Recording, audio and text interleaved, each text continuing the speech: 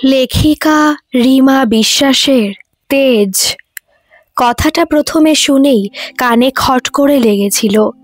এখন মনে হচ্ছে সারা শরীরে বিষের মতন ছড়িয়ে পড়ছে কথার প্রতিক্রিয়া। এরকম কথা শুনে মোটে অভ্যস্ত নয় ত্রিনয়নী, তাই কানে প্রথমে বাজল।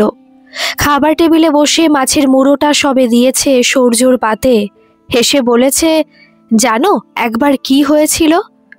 রুদ্র তখন ক্লাস 6-এ পড়ে, আমি পড়ি 9-এ। তা মাছ খেতে বসে বাবা বলল, আজ মুড়োটা ত্রিনয়নীকে দাও। শুনে রুদ্রর সে কি গোসা, বলে, কেন? দিদি কেন খাবে? আমি খাবো। কথাটা ত্রিনয়নী বলেছিল নেহাত মজার ছলে। খেতে দিতে গিয়ে হঠাৎ কিশোর বেলার দিনগুলোর কথা মনে পড়েছিল বলেই। বিয়ের পর বাবা মা ভাইয়ের কথা তো অহরহই মনে পড়ে, তাই বলা। কিন্তু তা শুনে সূর্য এই তরল কৌতুকে হাসতে পারল না, বরং ভাত ভেঙে খেতে খেতে বলল, আমাদের বাড়িতে মা ছেলেদের পাতেই মাছের মুড়োটা দিতেন, দিদিকে কোনোদিনও পাতে মুড়ো নিয়ে বসতে দেখিনি। কথাটায় শ্লেষ মাখানো ছিল। মনে হচ্ছিল পাতে মাছের মুড়ো নিয়ে বসা মেয়েরা বড় লোভী বা হ্যাংলা হয়। তবু গায়ে মাখেনি ত্রিনয়নী। বিয়ে হয়েছে সবে 6 মাস, এখনো সৌর্যকে বোঝা বাকি, বাকি সৌর্যকে বোঝানো, নিজেকে চেনানো আবার সৌর্যকে চেনা।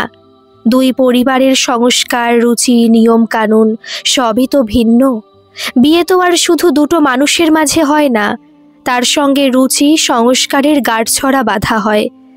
আর এমন হুট করে ত্রিনয়নীর বিয়ে হয়ে যাবে, তা কি ত্রিনয়নী কখনো ভেবেছে? গ্রাজুয়েশন শেষ করে এদিক ওদিক টুকরো কোর্স করছে, আর এটা ওটা চাকরির তল্লাশি। এর মধ্যে বাবার খুড়তুতো ভাই রথিন কাকা হঠাৎ করেই নিয়ে এলো সম্বন্ধ। ছেলে রেলে চাকরি করে, সুপুরুষ চেহারা, নির্ঝঞ্ঝাট পরিবার, বাড়ি শালকিয়া, কিন্তু ছেলের পোস্টিং হয়েছে অন্টালে। ওখানে রেল কোয়ার্টারে থাকে। বিয়ের পর বউ নিয়ে ওখানেই থাকবে ছেলে।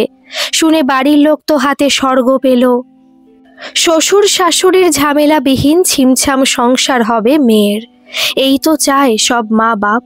মেয়ে বিয়ের পর কলকাতা থেকে দূরে গিয়ে থাকবে ঠিকই, কিন্তু থাকবে তো শান্তিতে। সংসার করবে তৃতীয় চতুর্থ ব্যক্তির কলকাঠি নাড়ানোর বাইরে গিয়ে। এতে সুখ স্বস্তি দুই বজায় থাকবে মেয়ের। তাছাড়া ছেলে যখন সরকারি চাকরি করে, তখন টাকার চিন্তা জীবনে করতে হবে না। মোটা মাইনে, রিটায়ারমেন্টের পর মোটা টাকা, আর কি চায় মানুষ যখন মেয়ের বিয়ের জন্য সম্বন্ধ খোঁজে? এসব ভেবে বাড়িশুদ্ধ লোক যেন কোমর বাঁধতে লাগলো ত্রিনয়নী কি ওই ছোড়ার সঙ্গে বাঁধার। তা ছেলের ছবি দেখে ত্রিনয়নীরও খারাপ কিছু লাগেনি। শাল সেগুনের মতন শরীরের বাঁধন, রং যেন পাকা সোনা, ঘন চুল, গভীর কালো চোখ, টানা ভুরু, খাড়া নাক, প্রশস্ত ললাট, ধারযুক্ত চিবুক, এক কথায় বলতে গেলে সুদর্শন পুরুষ। প্রথমে ছবি দেখে ত্রিনয়নী মনে হয়েছিল, এ রেলে চাকরি করতে গেল কেন? এর তো সিনেমায় অভিনয় করার কথা। তারপর চলল ফেসবুকে তল্লাশি, দেখা মিলল সূর্যদেবের। হ্যাঁ, যেমনটা ছবি পাঠিয়েছে তেমনটাই দেখতে ছেলে। এরপরও হলো সম্মুখ সাক্ষাৎ। তখনও কিন্তু মনে হয়নি এর সঙ্গে মানসিকতার একটা বড় ফারাক হতে পারে। তবে এখনই বা এত তাড়াতাড়ি আপসেট হচ্ছে কেন ত্রিনয়নী? ওটা তো কথার কথাও হতে পারে। এইটাই ভেবেছিল সেদিন খেতে বসে, কিন্তু না, আবারও একটা কথার ইনজেকশন ফুটিয়ে শরীরে ঝিম ধরিয়ে দিল সূর্য। রাস্তা দিয়ে হেঁটে যাচ্ছিল দুটো মেয়ে, ওদের কোয়ার্টারের সামনে রাস্তা দিয়ে। দুজনেই টাইট জিন্স আর টপ পরা। সূর্য বারান্দায় বসে চা খাচ্ছিল। শীতের সকাল, কোয়ার্টারের বাগানময় রোদের ছড়াছড়ি। দেশি গোলাপ গাছটায় ফুলের তুবড়ি ছুটিয়ে রাঙা হয়ে রয়েছে। বাতাসে মিঠে গোলাপের সুবাস, আকাশে গাঢ় নীলের আবরণ। মনটা মনোরম। ত্রিনয়নী গায়ের শালটা আরেকটু জড়িয়ে রোদের দিকে পিঠ করে বসে। সূর্যের চোখে বিরক্তি আর ঠোঁটে তাচ্ছিল্যের হাসি দেখে ওর দৃষ্টি অনুসরণ করে ত্রিনয়নী পিছন ফিরে তাকালো। নজরে পড়ল দুজন তরুণী কথা বলতে বলতে পেরোচ্ছে। ত্রিনয়নী কিছু বলার আগেই সূর্য বলল, প্যান্ট পরে মেয়েরা কি নিজেদের ছেলে মনে করে? ভুরু কুঁচকে ত্রিনয়নী জানতে চাইল, কেন এরকম বললে কেন? মেয়েদের প্যান্ট বুট পরাটা আমি একদম পছন্দ করি না। অবাক হয়ে ত্রিনয়নী বলল, এ কোন যুগের কথা বললে? মেয়েরা ছেলেদের সব কাজ করবে সেবেলা ঠিক আছে, আর প্যান্ট পরলেই দোষ? শুনে ঝাঁজের সঙ্গে সৌর্য বলল, মেয়েরা মেয়েদের মতন থাকলেই ভালো। লেখাপড়া শিখছে ঠিক আছে, কিন্তু তা বলে যদি সব ব্যাপারে পুরুষদের সঙ্গে নিজেকে কম্পেয়ার করে, তা কি করে চলবে? মেয়েরা শান্ত, মার্জিত, স্নিগ্ধ হলেই ভালো লাগে। মেয়েদের শরীরে পুরুষালী গন্ধটা আমার ঠিক পোষায় না। এটা কি খুব ব্যাকডেটেড চিন্তাধারা নয়? মৃদু বিরোধ করেছে ত্রিনয়নী। সৌর্য ফুঁসে বলেছে, ব্যাকডেটেড বলে কিছু হয় না। মানুষের চিন্তা তার নিজস্ব বুদ্ধি বিবেচনার ফসল। মেয়েদের যে এত রেপ, কিডন্যাপ, খুন হচ্ছে, তার জন্য কি মেয়েদের ঔদ্ধত্য জীবন শৈলী নয়? নারী স্বাধীনতা মানে তো আর নারী স্বৈরাচারিতা নয়। তোমার মনে হয় মেয়েদের রেপ হয় কারণ ওরা প্যান্ট পরে বলে? ত্রিনয়নী অবাক হয়েছে। বিরক্তিতে মুখ কুঁচকে সৌর্য বলেছে, মেয়েরা ডাল হয়? কি বলছি আর কিভাবে নিচ্ছ কথাটা? ত্রিনয়নী আর কিছু বলেনি কারণ সৌর্যর বিরক্তিতে কোঁচকানো মুখের দিকে তাকিয়ে আর কোনো যুক্তি তর্ক বা মত প্রকাশের ইচ্ছেটাই চলে গিয়েছিল। শুধু খারাপ লেগেছিল এই ভেবে যে এ যুগে এসেও সৌর্য এমন পিছিয়ে কেন। এখনকার অনেক ছেলেরাই তো মেয়েদের সমান অধিকারে বিশ্বাসী। তাদের পোশাক বা চলাফেরার আত্মবিশ্বাসী ভঙ্গি দেখে নিজের হীনমন্য বোধে আক্রান্ত হয় না, বরং সমর্থনই করে মেয়েদের আধুনিক চলন বলনের শৈলী। তবে সৌর্য এমন কেন? বাড়ির পরিবেশ না সঙ্গদোষের প্রভাব তা স্পষ্টভাবে না বুঝলেও যত সময় যাচ্ছিল তত যেন গভীরে ঢুকছিল ত্রিনয়নী। ধীরে ধীরে চিনছিল সৌর্যকে। স্পষ্ট হচ্ছিল ওর সম্পর্কের অস্পষ্ট ধারণা যেন আরও স্পষ্ট হলো যেদিন কথার ছলে ত্রিনয়নী বলল, জানো তো, আমার জ্যাঠতুতো দিদির খুব সাহস। শুনেই ভুরু কুঁচকে তাকালো সৌর্য। রাতের খাবার সেরে তখন দুজনে সবে বিছানায় এসেছে। শীতটা গাঢ়, চারিপাশে বরফ শীতল ঠান্ডা। লেপের তলায় পা ঢুকিয়ে বসে ত্রিনয়নের দিকে তাকিয়ে সৌর্য বলল, সাহস কেমন? সৌর্য শুনতে চাওয়ায় ত্রিনয়নী আরও উৎসাহ পেল। রসিয়ে বলল, একবার চলন্ত ট্রেনে একটা লোক অসভ্যতামি করেছিল দিদির সঙ্গে। লোকাল ট্রেন ছিল। ট্রেন থামতে দিদি লোকটাকে কলার ধরে টেনে ট্রেন থেকে নামিয়ে ব্যাগ দিয়ে দুম দারাক্কা মার লাগিয়েছিল। লোকটা তখন ভয়ে দৌড়চ্ছে, দিদি ওর পিছন ছুটছে। ব্যাগ ঘোরাতে ঘোরাতে ঘটনাটা চোখের সামনে ভাসতে ত্রিনয়নী হেসে ফেলল। হাসছে খিলখিলিয়ে। সৌর্য বলল, লোকটা ঘুরে তোমার দিদিকে অ্যাটাক করলে কি করতো? পারতো লোকটার সঙ্গে লড়তে? হাসি থামিয়ে ত্রিনয়নী বলল, পারতো নিশ্চয়ই। আর তোমার জেঠু, উনি এসব শুনে কিছু বলেননি? একটু অবাক হয়ে ত্রিনয়নী বলেছে, না, এটা তো সাহসের ব্যাপার, প্রশংসা করার মতন ঘটনা, তাতে বলবে আবার কি? তাছাড়া জেঠু কেন, তাপসীদি মানে আমার জ্যাঠতুতো দিদিকে কেউ কিছু বলতে টলতে সাহস পায় না। ও অন্যায় কিছু করেও না, আর অন্যায় সয়ও না। ওর বিয়ের পর ওর শাশুড়ি বলেছিল ওদের বাড়ির নিয়ম ছেলেরা আগে খাবে, মেয়েরা পরে বসবে। দিদি বলেছে তবে ছেলেরা কি পরে পরিবেশন করবে? শুনে শাশুড়ির চক্ষু চড়ক গাছ, বলে এ আবার কেমন কথা? দিদি বলেছে তবে এবার থেকে মিলিয়ে মিশিয়ে বসার ব্যবস্থা করো। আমি এই বৈষম্য মানব না। আর যেবার জামাইবাবু বলেছিল তোমার সব কথায় এত বিদ্রোহ আমার ভালো লাগে না, শুনে দিদি বলেছে এমন এনভায়রনমেন্ট ক্রিয়েট করো কেন যাতে বিদ্রোহ করতে হয়। তারপর? সৌর্য ভুরু কুঁচকে প্রশ্ন করল। ত্রিনয়নী বলল, তারপর মানে? বিয়ে এখনো টিকে আছে? হ্যাঁ, কেন? মেয়ে মানুষের অত তেজ ভালো না। তেজ দেখালে সংসার সুখের হয় না। সৌর্যর গলার স্বরে ঔদ্ধত্য ছিল। তা তেজটা কারা দেখাবে? পুরুষ মানুষে? ত্রিনয়নী কৌতুকের স্বরে প্রশ্নটা করেছে। টানটান হয়ে সৌর্য বুক ভরে বাতাস টেনে বলেছে, সেটা মানায়ও। আমি তো প্রথমেই বলেছিলাম আমার মেয়েদের স্নিগ্ধ রূপও ভালো লাগে। মেয়ে ছেলের মতন থাকলেই ভালো। হান্টারওয়ালি হলেই মুশকিল, সব ভেস্তে যায়। মেয়েরা হলো ধৈর্যের প্রতীক। সংসার টিকিয়ে রাখতে গেলে অনেক কিছু সহ্য করতে হয়, ধৈর্য ধরতে হয়, তা না হলে সব লণ্ডভণ্ড। পুরুষ রোজগার পাতি করে, সম্পত্তি করবে, বউটিকে নিরাপত্তা দেবে, সেই পরিবর্তে মেয়েদের কর্তব্য ধৈর্যশীল ও মার্জিত হওয়া। দীর্ঘশ্বাস ফেলে ত্রিনয়নী বলেছে, আজকাল মেয়েরাও তো চাকরি করছে, সম্পত্তি করছে, দেশ সামলাচ্ছে, সেক্ষেত্রে কি বলবে? তাদের নিয়ে আমি মাথা ঘামাই না। যেসব মেয়েরা শুধুই ঘর সামলায় তাদের অত তেজ ভালো লাগে না। তোমার দিদি তো চাকরি বাকরি কিছুই করে না শুনেছি, তাতেই এত তেজ। তা চাকরি করলে কি হতো? চাকরি করলে দিদির কি হতো, চাকরি না করলে ত্রিনয়নীর কি হতো, এসব কথা তখন মাথায় আসছিল না ত্রিনয়নীর। তখন বিষিয়ে যাচ্ছিল সব অনুভূতি। এরকম একটা ছেলেকে কি স্বপ্নেও কল্পনা করেছিল জীবনসঙ্গী হিসাবে? কেউ কি আগের থেকে ভাবতে পারে বিয়ের পর তার বরটি কেমন ধারার মানুষ হবে, কতটা উন্নত বা অনুন্নত হবে? অনুন্নতটা কেউ কল্পনা করে না, সবার কল্পনায় সেরাটা এসেই তো ধরা দেয়। তাই কষ্ট হচ্ছিল সূর্যর মানসিকতার সামনাসামনি হয়ে। মনে হচ্ছিল এ কোন মধ্যযুগীয় মানুষের সঙ্গে বিয়ে হলো ত্রিনয়নীর।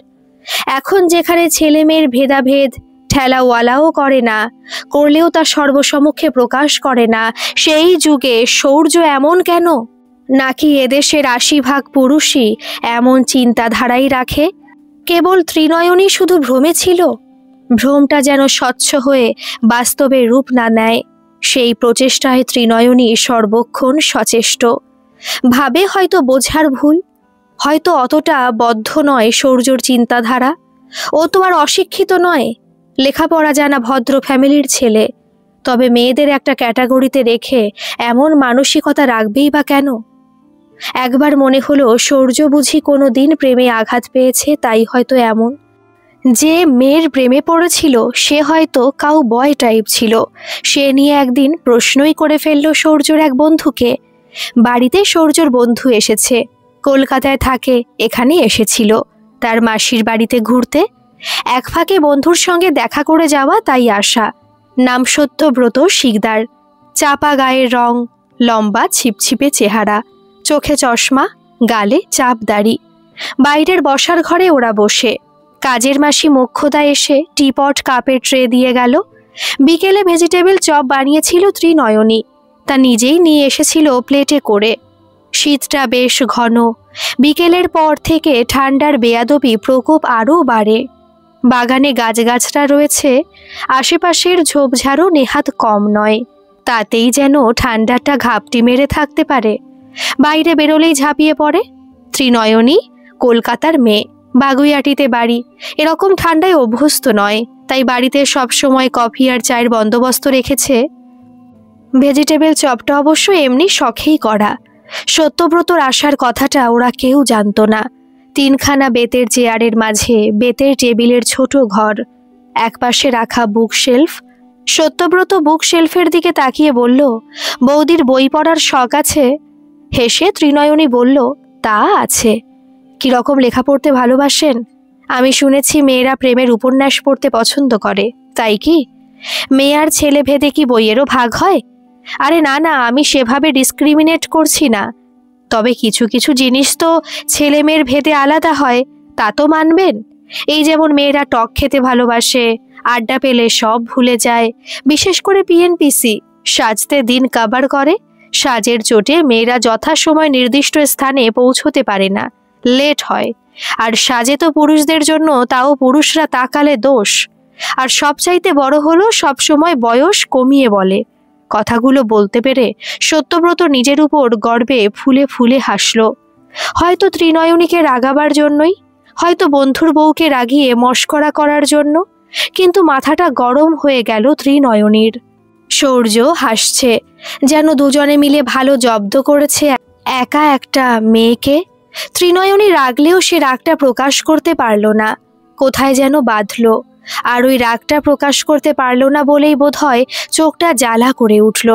সামান্য কয়টা কথা, যা এর আগেও বহু লোকে বহুবার বহুভাবে বলেছে, কিন্তু সত্যব্রতর বলার মধ্যে কেমন যেন একটা ভেঙচি ছিল। ত্রিনয়নী হেসে বলল, মনে হয় আপনি বা আপনার বন্ধু কলেজ লাইফে। কোনো সুন্দরী মেয়ের কাছে আচ্ছা করে একটা ল্যাং খেয়েছিলেন, সেই থেকে বুঝি এরকম অ্যান্টি ফেমিনিজম মেন্টালিটির জন্ম হয়েছে? সত্যব্রত চপে কামড় বসালো, চিবোতে চিবোতে চোখ বুজলো, বলল, ল্যাং খাইনি, তবে দিয়েছি। তাই? কি রকম নয় একটু শুনি। একজন ছিল, খুব ফটর ফটর কথা ছিল, তা সে পড়লো আমার প্রেমে, আমিও খেলালাম। একটাই টার্গেট ছিল, নিজে এসে স্বীকার করবি আমি তোমার প্রেমে পড়েছি, তারপর তো আমি যা করার করব। চোখ ছোট করে চেয়ে ত্রিনয়নী বলেছে, কি করবেন? মেয়েটা একবার বলেছিল ও নাকি ছেলেদের নাচাতে পারে, সে বিষয়ে ওস্তাদ। ব্যাপারটা মোটে ভালো লাগেনি। নাচাবি মানে? সেদিনে ঠিক করেছিলাম তোকে আমি নাচাবো। তারপর? তারপর আর কি, ভ্যালেন্টাইন ডের দিন বলেছিলাম আমাকে লাল গোলাপ দিতে হবে, তাও সবার সামনে। যদি তুমি আমাকে ভালোবাসো তবে সবার সামনে তা বলবে না কেন? ও দিয়েছিল? দিয়েছিল। আর আমি তখন বলেছিলাম তোমার বিষয় আমি পরে ভাববো। সত্যব্রত এবার শরীর দুলিয়ে হাসলো। ত্রিনয়নী ভুরু কুঁচকে তাকালো সূর্যর দিকে। সূর্য ঠোঁটের কোণায় হাসি মাখিয়ে বন্ধুর চর্চা উপভোগ করছে। ত্রিনয়নী একটা দীর্ঘশ্বাস ছেড়ে বলল, আমার কি মনে হচ্ছে জানেন? সত্যব্রত প্লেট নামিয়ে রেখেছে, টেবিলে রাখা টিস্যু পেপার তুলে হাত মুছতে মুছতে বলল, কি? আপনি পুরোটাই বানিয়ে বললেন। না, বিশ্বাস হয় নাই করলেন। আপনার বিশ্বাস অবিশ্বাসে আমার কিছু যায় আসে না। টিপট থেকে চা ঢালতে ঢালতে ত্রিনয়নী বলেছে, আপনার বই পড়ার শখ একেবারেই নেই, তাই না? ত্রিনয়নী চায়ের কাপ এগিয়ে ধরেছে। সত্যব্রত কাপ নিতে নিতে বলেছে, কেন বলুন তো? হেসে ত্রিনয়নী বলেছে, যারা বই পড়ে তারা এত কাঁচা গল্প সাজায় না। শেষের কথার শ্লেষটা সত্যব্রতকে অপমান করলো, তা বোঝা গেল ওর মুখ দেখে। তাই পরিবেশ হালকা করতে ত্রিনয়নী বলল, তা আপনার বন্ধুর কি কোনো প্রেম ঠেম ছিল নাকি? সত্যব্রত বেশ কিছুক্ষণ চুপ করে রইল, হয়তো অপমানের ঘাটা সইতে সময় নিচ্ছিল। তারপর বলল, মেয়েরা ওর জন্য পাগল ছিল। অনেকে অনেক কিছু ইঙ্গিতও দিয়েছে, তবে ও অত সহজে টলার ছেলে ছিল না। ঠোঁট উল্টেছে ত্রিনয়নী, হেসে বলেছে, আপনার গল্পে মেয়েরা এগিয়ে এসে প্রেমে পড়ে কেন বলুন তো? নাকি আপনি অ্যান্টি ওম্যান সিন্ড্রোমে ভুগছেন? খুব মুশকিল সত্যব্রত বাবু। আজকালকার দিনে এত মহিলা বিদ্বেষ থাকা চলে না। নিজেকে বদলান, নইলে বউ জুটবে না, আর জুটলেও টিকবে না। সত্যব্রত রাগ কিরমির করে বলেছে, আমি যাকে বিয়ে করব তাকে আমার মতন চলতে হবে। আমার সঙ্গে থাকতে সে নিজেকে বদলাতে বাধ্য হবে। আমি নিজেকে বদলাবো কেন? কথাগুলো বলার সময় সত্যব্রতর মুখে একটু আগের রঙ্গরসের কৌতুক ভাবটা আর নেই। সব বদলে কেমন জঙ্গলি হয়ে উঠেছিল মুখ চোখ। ত্রিনয়নী হেসে বলেছে, তা নয় নিজেকে নাই বদলালেন, তবে মেয়েদের সম্বন্ধে কিছু ভুল তথ্য আছে আপনার কাছে। সেগুলো ঠিকঠাক না জানলে বিয়ে করা বউটিকে কথায় ওঠাবেন বসাবেন কি করে? নিজের চায়ের কাপটা হাতে নিয়ে ধীরে সুস্থে ত্রিনয়নী বলেছে, যেমন মেয়েরা ছেলেদের দেখানোর জন্য সাজে, এ তথ্য সম্পূর্ণ ভুল। মেয়েরা ছেলেদের দেখানোর জন্য সাজগোজ করে না। সাজগোজ করে নিজেদের আত্মতৃপ্তির জন্য, নিজেকে খুশিতে বা আনন্দে রাখার জন্য। তাই অহেতুক কোনো পুরুষ যখন মুখের দিকে হা করে চেয়ে থাকে তখন তাদের মাথা গরম হয়, কারণ মেয়েটি দেখার বস্তু নয় বলে। আর বললেন না মেয়েরা পিএনপিসি করে, এটা হাসালেন। পুরুষেরা করে না বুঝি? তবে এতক্ষণ ধরে আপনি মেয়েদের নিয়ে যা যা বললেন তাও কিন্তু কাইন্ড অফ পিএনপিসি। আর সবচাইতে অবাঞ্ছিত ধারণা, মেয়েরা বয়স লুকোয়। কি আশ্চর্য জানেন, মেয়েরা বয়স লুকোয় আর পুরুষেরা মেয়ের বয়সী নারীর দিকে তাকানোর সময় নিজের বয়স ভুলে যায়। ত্রিনয়নী চায়ে ছোট চুমুক দিয়েছে আর তল চোখে দেখার চেষ্টা করেছে সত্যব্রতর মুখের অভিব্যক্তি। লোকটার মুখ দেখে মনে হচ্ছিল এই বুঝি বিরাট শব্দে ফেটে পড়বে। যদিও সত্যব্রত ফেটে পড়েনি, কিন্তু ত্রিনয়নীর মনে হয়েছে সূর্যর এই অধঃপতনের কারণটা এই বন্ধুটি, বা হয়তো দুজন একে অপরের পরিপূরক। সত্যব্রত চলে যেতে ত্রিনয়নী বিরক্তি আর অসহিষ্ণুতায় সূর্যকে বলেছে, এসব কেমন বন্ধু তোমার? এত মিন মেন্টালিটি। সূর্য গম্ভীর মুখে বলেছে, তোমার যখন ভালো লাগছিল না তখন ওখানে বসে বসে কন্টিনিউয়াস আর্গুমেন্ট করছিলে কেন? তুমি জানো আমার মেয়েদের বাচালতা একদম সহ্য হয় না। বাচালতা? এটা নতুন ইনক্লুড হলো? আগে তো শুনেছিলাম মেয়েদের তেজ পছন্দ হয় না। তেজ বাচালতা কিছুই না। জেনে রাখবে, সংসার সুখের হয় রমণীর গুণে। সেখানে নিজেকে সংযত রাখার আবেগকে নিয়ন্ত্রণ করার চেষ্টা করো। এভাবে তর্ক করে কি প্রমাণ করতে চাও? তুমি কি পার্লামেন্টে লেকচার দেবে নাকি? জেনে রাখো, মেয়েরা মেয়েই থাকে, ছেলেরা ছেলে। দুটো ইংরেজি বলি আওড়ে আর কিছু তর্কের ভাষা শিখলে মেয়েরা ছেলে হয়ে যায় না। সমাজটা ছেলেরাই চালায়। এই যে বর্ডারগুলো, দেশের সীমান্ত কে রক্ষা করে? পুরুষে। আজ যে তোমরা মেয়েরা এত ফটর ফটর কথা বলছো, কাদের দৌলতে? পুরুষরা এগিয়ে এসে তোমাদের লেখাপড়া না শেখালে আজও 10-এ 50-এর বউ হতে আর জ্যান্ত চিতায় ঝলসাতে। বুঝলে? কোনো স্ত্রী এসে তোমাদের উদ্ধার করেনি, করেছে পুরুষই। ত্রিনয়নী অবাক হয়ে চেয়ে রইল সূর্যর দিকে। হাত পা শক্ত হয়ে আসছিল। মনে হচ্ছিল এ যে চরম নারী বিদ্বেষের জ্বলন্ত মূর্তি। সূর্য রন্ধ্রে রন্ধ্রে পুরুষ হওয়ার অভিমান আর নারীকে তাচ্ছিল্য করার প্রবৃত্তি। মাথা কাজ করছিল না ত্রিনয়নীর। ফ্যাকাশে মুখে সূর্যর দিকে চেয়ে বলল, তবে তোমার নারী মূর্তির পুজো করো কেন? নারী কেন? সাপেরও তো পুজো হয়। তা বলে সাপকে আদর্শ প্রাণী বলবো? আর নিজের মাকে? মাকে আমি অসম্মান করি না। অসম্মান আমি তোমাকেও করি না ত্রিনয়নী।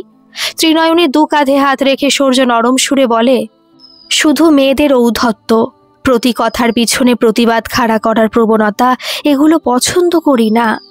তার কারণ তুমি মেয়েদের ইনফেরিয়র মনে করো, তাই তো? বলতে পারো। তবে এটা আমি মনে করি না, এইটাই সত্যি। তোমার মেয়ে সন্তান হলে তাকে কিভাবে মানুষ করতে চাও? যেভাবে প্রতিটা মেয়ের মানুষ হওয়া উচিত, সংযত। আর আরেকটা কথা, যেটা আমি আগেও বলেছি, মেয়েদের তেজটা আমি একদম পছন্দ করি না। মেয়ে ছেলের তেজই তার সর্বনাশের কারণ, বুঝলে? ওই তো দুদিন আগে গল্প করলে তোমার জ্যাঠতুতো দিদির, কত তেজের কাহিনী শোনালে। ফলটা কি হলো? ডিভোর্স হচ্ছে তো। সংসার টিকিয়ে রাখতে হলে অত তেজ করলে চলে না ত্রিনয়নী। সব সময় অধিকার ন্যায় অন্যায়ের চুলচেরা বিচার করতে বসলে সব হারাতে হয়। হ্যাঁ, এও সত্য, তাপসীদির ডিভোর্স হচ্ছে। কিছুদিন আগে এ খবর জেনেছে ত্রিনয়নী। মা ফোনে বলেছে তাপসীদি চাকরি করতে চাইছিল, ওর শ্বশুর বাড়ি তা করতে দেবে না। এই থেকে শুরু মনোমালিন্য, তার জেরেই হতে চলেছে ডিভোর্স। কিন্তু এতেও ন্যায় অন্যায় নেই, যৌক্তিকতা অযৌক্তিকতা নেই। দোষ হলো তাপসীদির জেদের, ওর তেজের। কথা কটা বলে সূর্য পুল ওভারটা গলিয়ে বেরিয়ে পড়ল। রোজই এই সময়টা বেরোয়। কিছুটা দূরে একটা ক্লাব আছে, সেখানে রাত পর্যন্ত তার ক্যারাম, টেবিল টেনিস এসব খেলা হয়। এক একদিন ড্রিঙ্ক করেও ফেরে সূর্য। বেসামাল হয় না, তবে ওর নিঃশ্বাসের গন্ধে ত্রিনয়নী টের পায়। ওই গন্ধটা সহ্য হয় না ত্রিনয়নীর। গন্ধটা কষ্টকর হয় যখন সূর্য ওই গন্ধ নিয়ে ত্রিনয়নীর সঙ্গে ঘন হয় আর জড়ানো গলায় বলে, সংসার সুখের হয় রমণীর গুণে। তখন দম বন্ধ লাগে ত্রিনয়নীর। ত্রিনয়নীর মাথাটা এখন ভার। মনে হচ্ছে ভুল করে বুঝি কোনো এক অজ্ঞাত জানে চড়ে ত্রিনয়নী অনেক পিছনের কোনো এক যুগে এসে পড়েছে, যেখানকার মানুষ এখনো পড়ে রয়েছে ভয়ঙ্কর অন্ধকারের ঘোরে। ত্রিনয়নীর মনে হচ্ছিল ও বুঝি জলের তলায় তলিয়ে যাচ্ছে। চারপাশ বদ্ধ, কানে কোনো শব্দ আসছে না, চোখে আলো না। শুধু মাঝে মাঝে একটা ভক ভক শব্দ লাগাতার ঠেলা মারছে মস্তিষ্কে। প্রচণ্ড চাপ থেকে মনে হয় মাথার ভিতর এমন হয়। হঠাৎ লোডশেডিং হলো, ঘরময় নেমে এলো ঘুটঘুটে অন্ধকার। মোক্ষদা বিকেল থেকে সারা রাতটা থাকে। ভোরে বাসি ঘরদোর মুছে বাসর মেজে চলে যায়।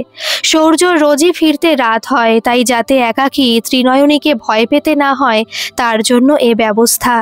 তাও বাঁচোয়া ঘরে মোক্ষদা আছে, নইলে নিঝুম অন্ধকারে হয়তো ভয়ই পেত ত্রিনয়নী। ত্রিনয়নী কাবার থেকে এমার্জেন্সি লাইটটা বের করলো। আলো জেলে দেখে রাত 11টা। এতটা রাত হয়েছে, কই ত্রিনয়নী তো বোঝেনি।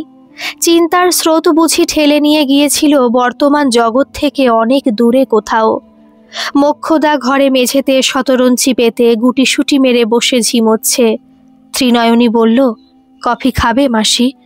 চোখ টেনে তাকিয়ে মোক্ষদা বলল, তুমি খাবে? কইরব? না, তুমি বসো, আমি করে আনছি। রান্নাঘর থেকে ত্রিনয়নী বলল, তুমি কদিন ধরে লোকের বাড়ি কাজ করছো মাসি?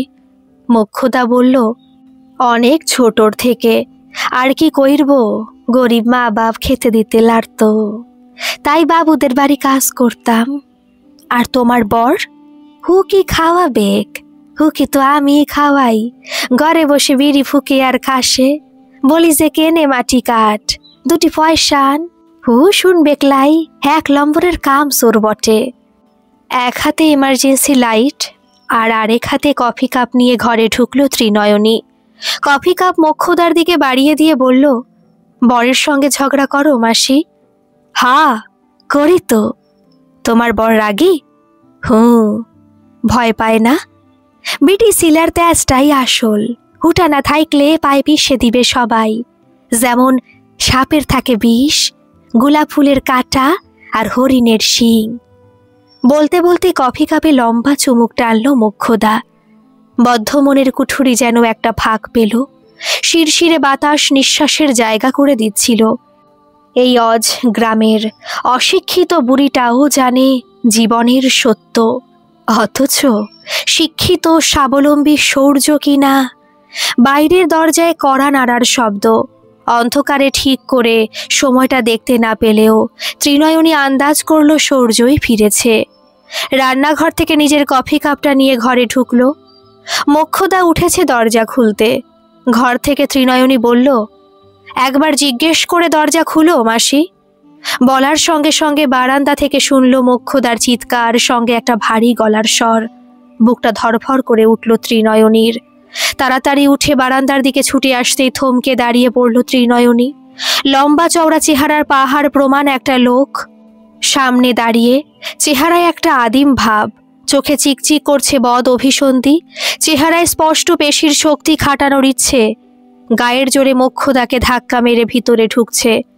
গলা কেঁপে গেল ত্রিনয়নীর। বলল, কি চাই?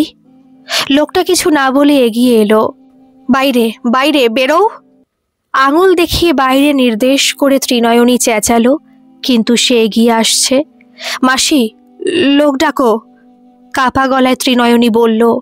কিন্তু মোক্ষদা মাসি কোথায়? সে তখন দরজার পাশে পড়ে বোধহয় জ্ঞান হারিয়েছে। ত্রিনয়নী দরদর ঘামতে শুরু করেছে। এত রাতে এই শীতে যে যার ঘরে দরজা জানলা বন্ধ করে শুয়ে পড়েছে। কে শুনবে ত্রিনয়নীর চিৎকার? সৌর্য কখন ফিরবে?